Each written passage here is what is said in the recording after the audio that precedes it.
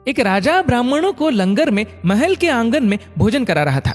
राजा का रसोइया खुले आंगन में भोजन पका रहा था। उसी समय एक चील अपने पंजे में एक जिंदा सांप को लेकर राजा के महल के ऊपर से गुजरी। तब पंजों में दबे सांप ने अपने आत्मरक्षा में चील से बचने के लिए अपने फन से जहर निकाला। तब रसोइया जो लंगर ब्राह्मणों के लिए पका रहा था, उस लंगर में सांप के मुख से निकली जहर की कुछ बूंदें खाने में गिर गई। किसी को कुछ पता नहीं चला। फलस्वरूप वह ब्राह्मण जो भोजन करने आए थे, उन सब की जहरीला खाना खाते ही मौत हो गई। अब जब राजा को सारे ब्राह्मणों की मृत्यु का पता चला तो ब्रह्म हत्या होने से उसे बहुत दुख हुआ। ऐसे में अब ऊपर बैठे यमराज के लिए भी यह फैसला लेना मुश्किल हो गया कि इस पाप कर्म का फल किसके खाते में जाएगा। पहला, राजा जिसको पता ही नहीं था कि खाना जहरीला हो गया है। दूसरा, रसोइया जिसको पता ही नहीं था कि खाना बनाते समय वह जहरीला हो गया है। तीसरा, वह चिल जो जहरीला सांप लिए राजा के महल से गुजरी।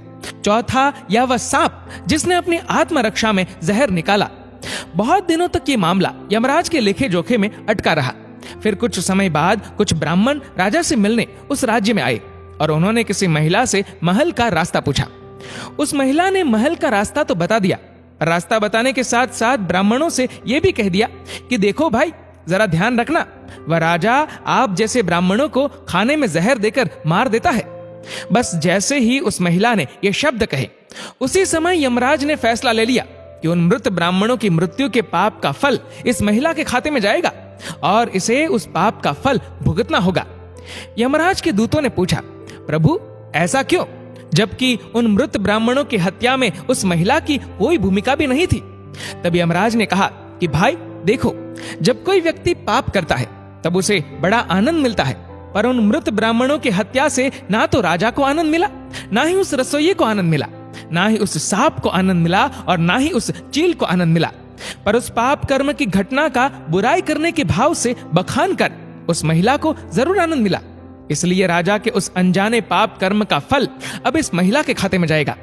बस इसी घटना के तहत आज तक जब भी कोई व्यक्ति जब किसी दूसरे के पाप कर्म का बखान बुरे भाव से करता है, तब उस व्यक्ति के पापों का हिस्सा उस बुराई करने वाले के खाते में भी डाल दिया जाता है। अक्सर हम जीवन में सोचते हैं कि हमने जीवन में ऐसा कोई पाप नहीं किया, फिर भी हमारे जीवन में इतना कष्ट क्यों आया। ये कष्ट और कहीं से नहीं, बल्कि लोगों की बुराई करने के कारण उनके पाप कर्मों से आया होता है, जो बुराई करते ही हमारे खाते में ट्रांसफर हो जाता है। इसलिए सावधान रहे। जिस प्रकार सड़क पर चलते समय हम इस बात का ध्यान रखते हैं कि कोई हमसे ही नहीं, हम भी किसी से टकरा न जाए, ऐसे ही किसी के भी प्रति नकारात्मक भाव रूपी इस प्रज्ञापराध से हमें स्वयं को निरंतर बचाते हुए ही अपना जीवन व्यतीत करने की आदत डाल लेनी चाहिए। क्योंकि हमारे शब्द, हमारे कार्य, हमारी भावनाएं, ये विचार ही हमारे कर्म है। इसलिए इन कर्मों से डरे। ईश्वर तो माफ कर सकते हैं, पर कर्म नहीं। जैसे बछड़ा 100 गायों में भी अपनी मां को ढूंढ लेता है, वैसे ही कर्म भी अपने कर्ता को ढूंढ ही लेते हैं।